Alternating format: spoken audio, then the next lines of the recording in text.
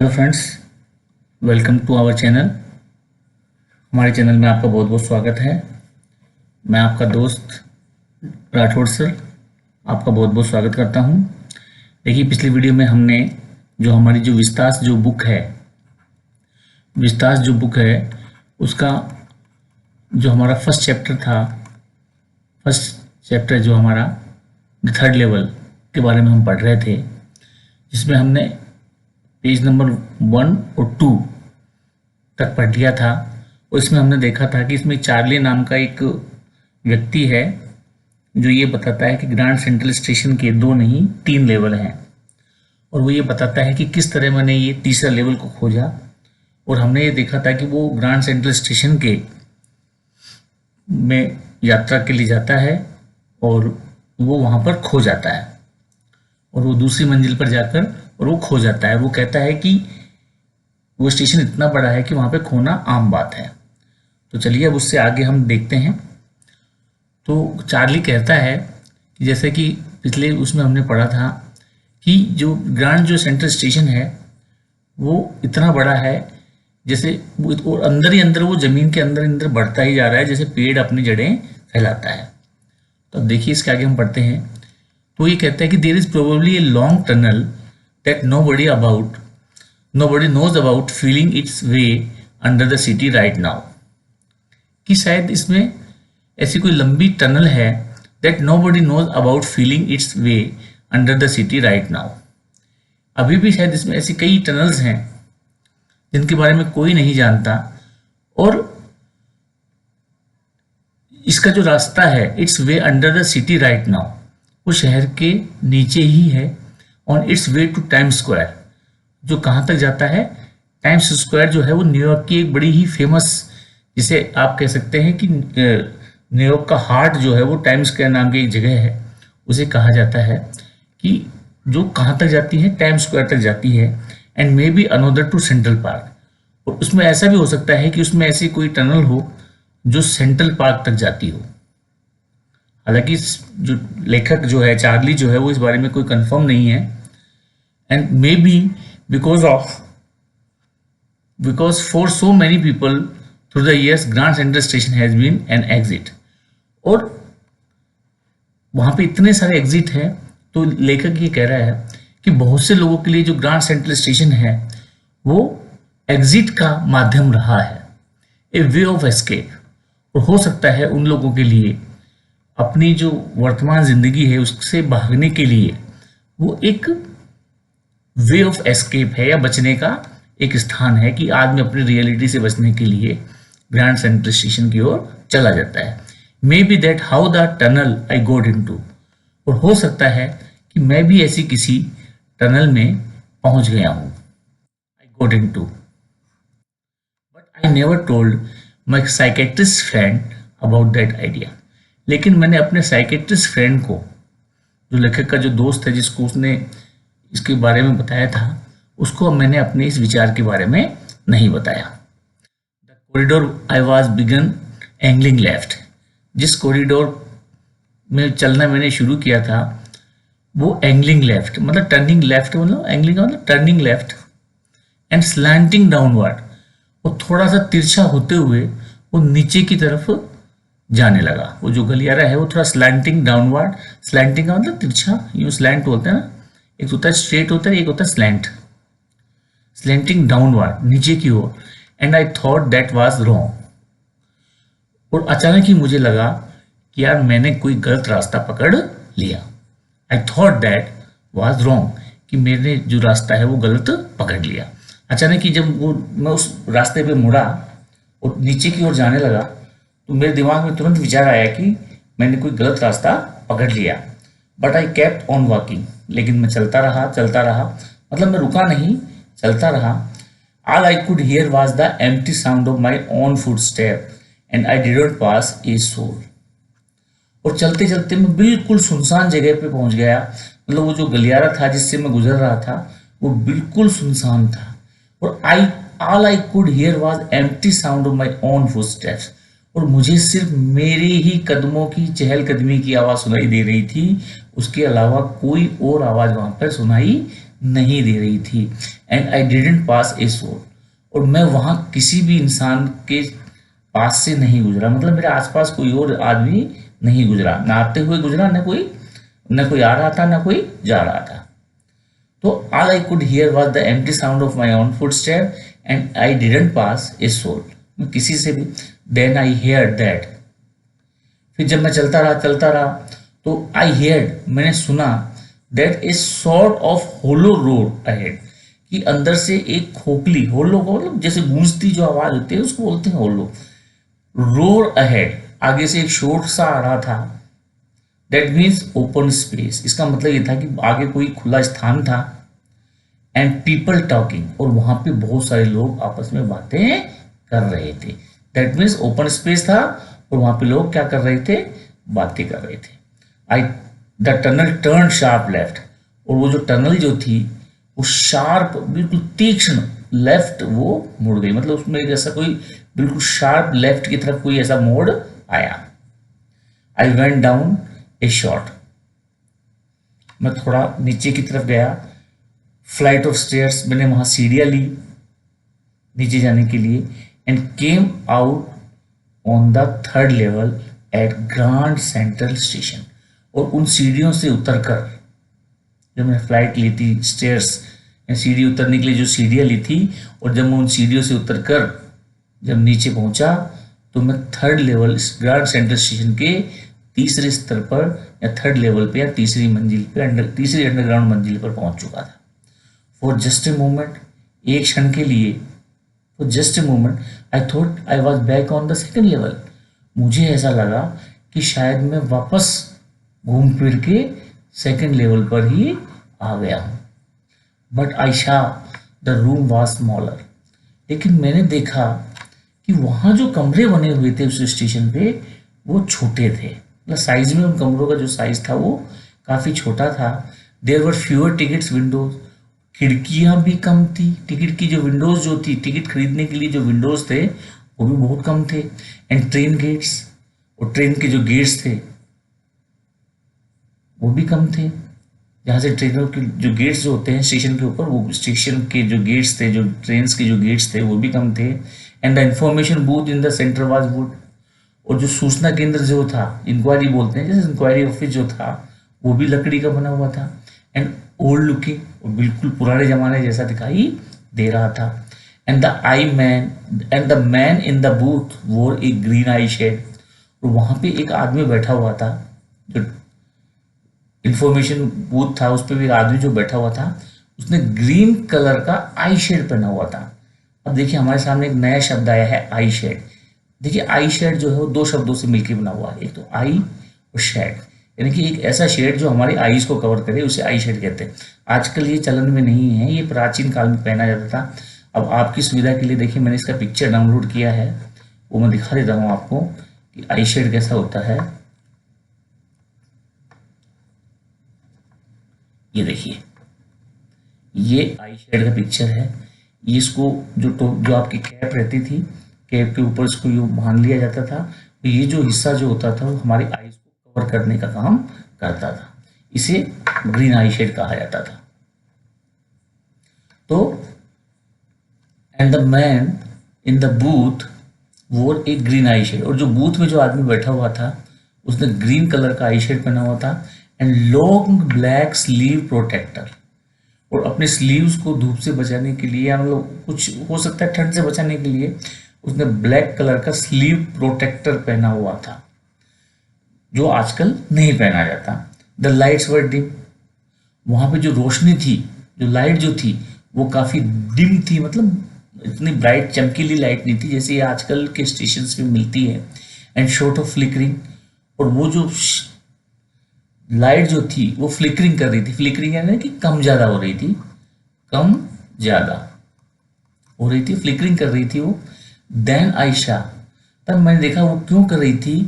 देवर open flame gas light, कि वो बिजली की लाइटें नहीं थी, वो पुराने ज़माने में जो मतलब आग जला के या मोमबत्ती जला के या उसमें केरोसिन से जो लाइट किए जाते थे, जैसे हमारी जो अपने लालटेन वगैरह होती है, इस प्रकार की वो light open flame light gas light थी।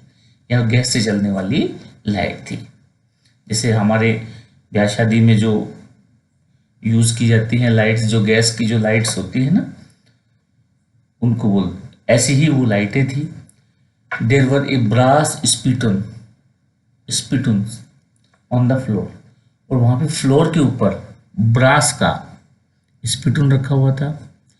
अब ये स्पिटून क्या होता है? स्पिटून वो होता है जिसमें हम थूकते हैं पान वगैरह, उसको बोलते हैं स्पिटून। तो there were a brass spittoon on the floor, floor के ऊपर एक ब्रास का, पीतल का, जो आजकल चलन में नहीं है क्योंकि काफ़ी महंगा होता है ये, तो वहाँ पे ब्रास का स्पिटून ऑन द फ्लोर रखा हुआ था। एंड अक्रॉस द स्टेशन एक, क्योंकि उस जमाने तक प्लास्टिक वगैरह का आविष्कार नहीं हुआ था, तो मोस्टली जो चीज़ें होती थी वो मेटल की बनती थी। एंड अक्रॉस द स्टेशन एक glint of light caught my eyes, और उस स्टेशन को पार करके एक जो चमक जो थी लाइट की, उसने मेरी आंखों को मतलब पकड़ा, या ना कि मेरी नज़र में वो आई।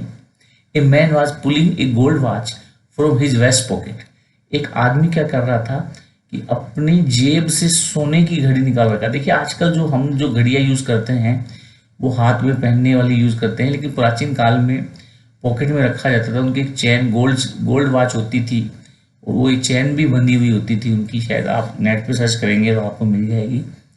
और उसने अपने वेस्ट पॉकेट से गोल्ड वॉच को निकाला और स्नैप्ड ओपन, उसके ऊपर एक कवरिंग होती थी, उस कवर को स्नैप करके उसने खन की सी आवाज़ के साथ उसने उसको ओपन किया घड़ी को, मतलब उस घड़ी के ऊपर एक कवर होता था, उस कवर को ओपन करके फिर टाइम देख के वापस कवर को बंद कर दिया जाता था, उसको वापस जेब में रख लिया जाता था। ही स्नैप्ड ओपन द कवर, उसने स्नैप करके उस कवर को ओपन किया। ग्लैंस्ड एट हिज वॉच, उसने अपनी घड़ी की ओर देखा। एंड फ्रॉन, और अपना मुंह बनाया मतलब ही वॉज नॉट सेटिस्फाइड। हो सकता है कि वो ट्रेन के लेट वगैरह कुछ होने से मतलब सेटिस्फाइड नहीं था, तो उसने अपना मुंह बनाया।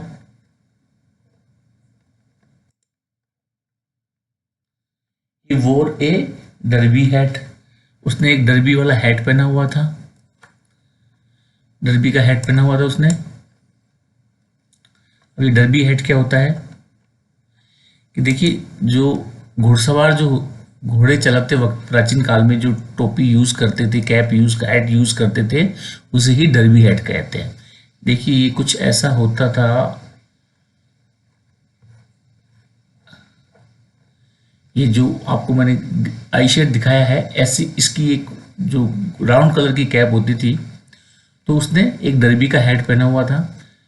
ए ब्लैक 4 बटन सूट था, उसने एक 4 बटन वाला सूट पहना हुआ था विथ टाइनी लेपल्स। अब ये लेपल्स क्या होता है? देखिए आपने कोट पैंट का देखा होगा, सूट देखा होगा, उसके अंदर देखिए यहाँ पे ये सूट अंदर की तरफ थोड़ा फोल्ड किया हुआ होता है, इसे ही लेपल कहते हैं। देखिए इसको notch lapel, peak lapel, shawl lapel, तो इसके लिए आप थोड़ा गूगल भी कर सकते हैं और देख लीजिए कि ये जब अंदर की तरफ जो कोट को मोड़ दिया जाता है उसे लेपल्स कहते हैं। तो उसमें 4 बटन का सूट था जिसमें टाइनी लेपल्स थे। And he had a big black handle bar Moustache. अब ये हैंडल बार मुस्टैक क्या होती है? ये देखिए, ये जो व्यक्ति आपको दिख रहा है, इसकी जो मूछें हैं, ये ऐसी मूछें जो होती हैं उनको हैंडल बार मूछें कहते हैं, Moustache.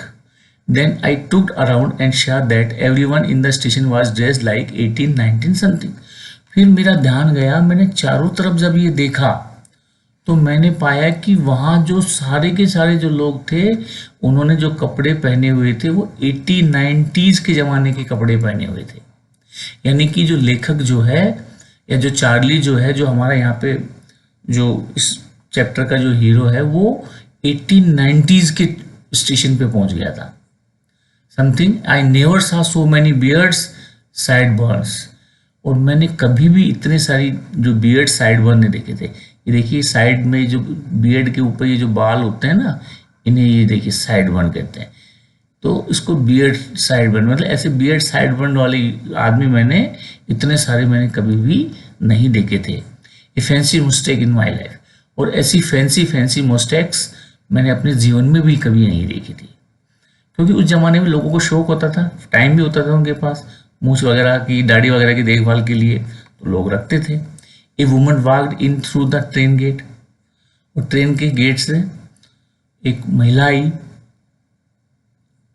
She wore a dress with leg of mutton sleeve skirt, उस महिला ने जो है वो मटन स्लीव की शर्ट पहनी, वो skirt.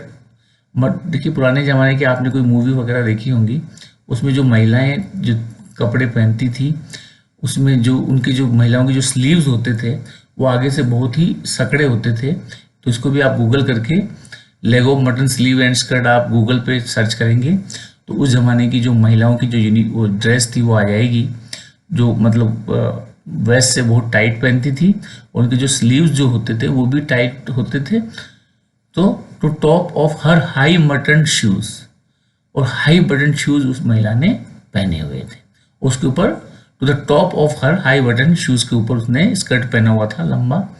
Back of her out on the tracks, और उसके जो पीछे जो पटरियों के ऊपर, उसकी महिला के पीछे क्या थी, ट्रेन की पटरियां थी, उन पटरियों के ऊपर आई काट a glimpse of locomotive, locomotive यानी भाप का इंजन था, a very small courier and IVs locomotive with A funnel sharp shaped stack. Stack का मतलब कि वो भाप का इंजन था। अब देखिए भाप के इंजन को तो बंद हुए सालों जमाने बीत गए, और उसकी जो चिमनी जो थी, धुआं निकलने की जो चिमनी थी, वो भी कीप की आकृति की थी, जो उस जमाने में हुआ करती थी। 19 से जो सेंचुरी थी उस जमाने में जो ट्रेन थी जो जिसमें स्टीम इंजन लगता था, वो छोटा स्मॉल कुरियर स्टीम इंजन होता था।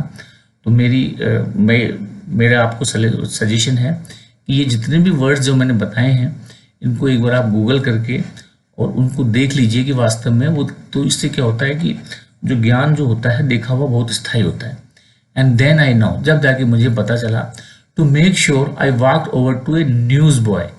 अब मैं ये तो समझ गया था कि भाई मैं कोई पुराने ज़माने में आ गया हूँ, तो अपने आप को श्योर करने के लिए मैं वहाँ पे जो कोई न्यूज़ बॉय था, यानी कि न्यूज़ एक लड़का जो था वो न्यूज़पेपर बेच रहा था उस पर, यहाँ तो मैंने उसके पास में गया and glans at the stack of paper. उसने वहाँ पे एक पेपर का या न्यूज़पेपर का एक ढेर रखा हुआ था एट हिज फीट, उसके कदमों में।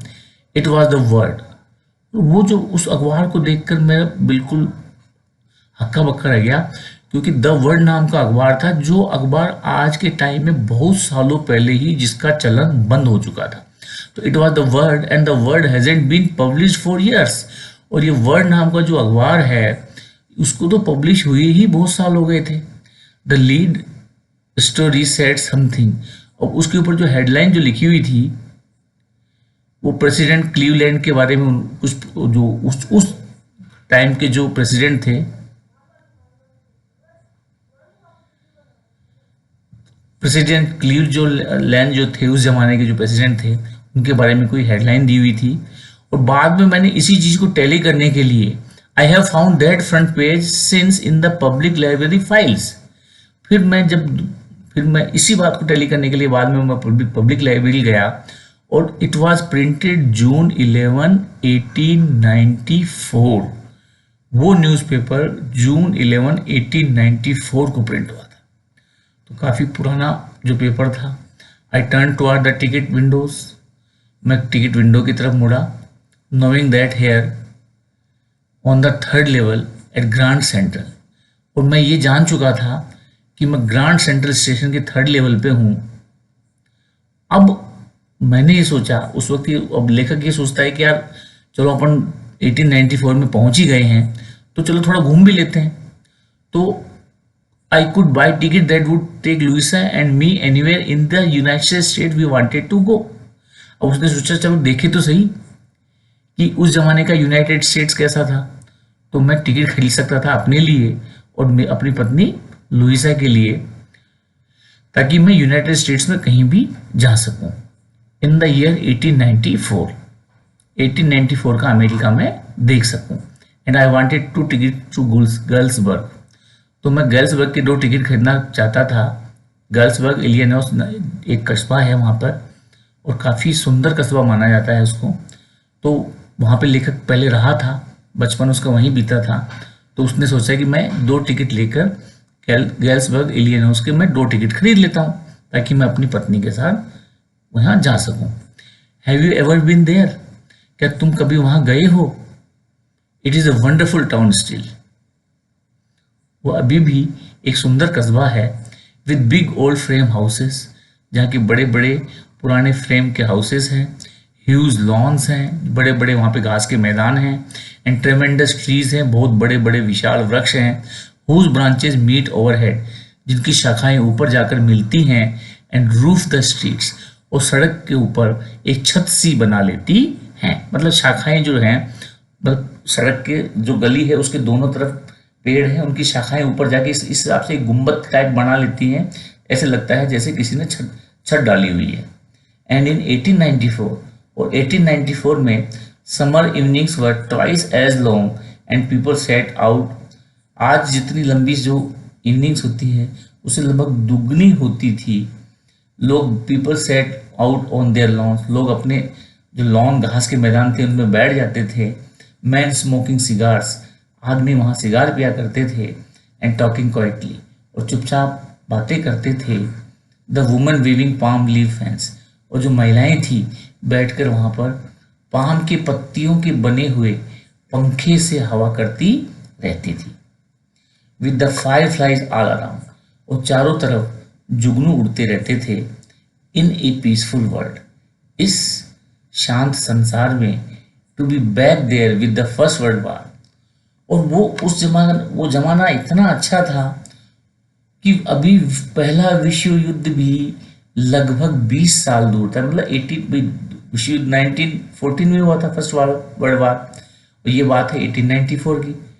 1894 की बात है, इसका मतलब कि विश्व युद्ध भी अभी 20 साल दूर था। पहला विश्व युद्ध 20 साल दूर था, और जो सेकेंड वर्ल्ड वार था वो लगभग 40 साल वहां से दूर था। मतलब उस समय से 40 साल दूर था, जो भविष्य में होंगे। I wanted 2 ticket for that, मैं चाहता हूँ, उस जमाने को देखना चाहता था, इसके लिए मुझे 2 टिकट चाहिए थे। देखिए फिर क्या होता है। The clerk figure out the fair, और क्लर्क ने क्या किया कि मुझे वहाँ का किराया बताया। फिगर आउट द फेयर का मतलब मुझे वहाँ का किराया उसने बताया, पॉइंट आउट किया फिगर को।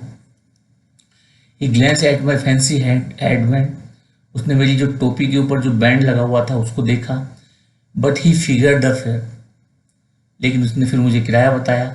And I had enough for 2 coach tickets, और मेरे पास इतना पर्याप्त पैसा था मेरी जेब में कि मैं 2 कोच के टिकट खरीद सकता था, वन वे, एक तरफ की।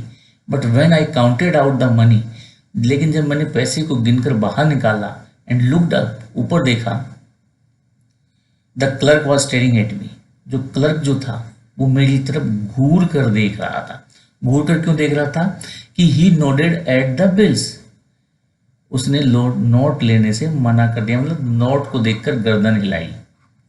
दैट्स एंड मनी मिस्टर, श्रीमान जी ये पैसे नहीं चलते, आप पता नहीं कौन से बैठा है। तो वही क्लर्क को तो उस जमाने के नोट चाहिए थे। अब लेखक के पास या चार्ली के पास जो पैसे थे वो आज के ज़माने के थे। तो जैसे ही उस क्लर्क ने उसके नोटों को देखा तो उसने उसको रिफ्यूज़ कर दिया कि ये पैसे नहीं है श्रीमान जी।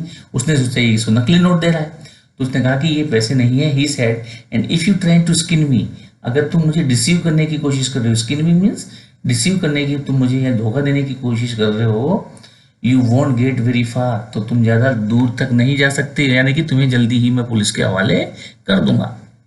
And he glance at the cash drawer beside him, फिर उसके बगल में जो कैश का जो ड्रावर था उसने उसकी तरफ देखा, तो मैंने भी देखा उसकी तरफ, लेखक ने भी देखा। Of course the money was old style bills, क्योंकि उसके अंदर जो नोट पड़े हुए थे वो पुराने ज़माने के नोट थे। और the money was old style bills, half again as big as the money we use now it is, आज से जो हम मनी यूज़ करते हैं उससे आधा थी साइज उनका। द डिफरेंट लुकिंग, बिल्कुल ही अलग दिखाई दे रहे थे। आई टर्न अवे, मैं मुड़ गया।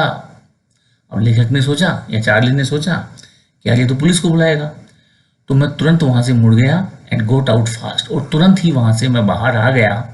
There is nothing nice about jail even in 1894। अब भाई जेल तो चाहे 1894 की हो चाहे आज की हो, जेल तो जेल ही होती है, जेल में कुछ भी अच्छा नहीं होता है। तो आई थिंक आपको ये जो चैप्टर है यहाँ तक बिल्कुल समझ में आ गया होगा, और नेक्स्ट वीडियो में हम इससे आगे हम इसको कंटिन्यू करेंगे और ये उसका लास्ट फाइनल भाग होगा। तब तक खुश रहिए, मस्त रहिए, अपने आप को कोरोना से बचाइए, स्टे एट होम। जय हिंद, जय भारत। वीडियो पसंद आए चैनल को लाइक कीजिए, सब्सक्राइब कीजिए और बेल आइकन को दबाइए ताकि आपको हमारे वीडियो की नोटिफिकेशन जल्द से जल्द मिलते रहे। जय हिंद, जय भारत।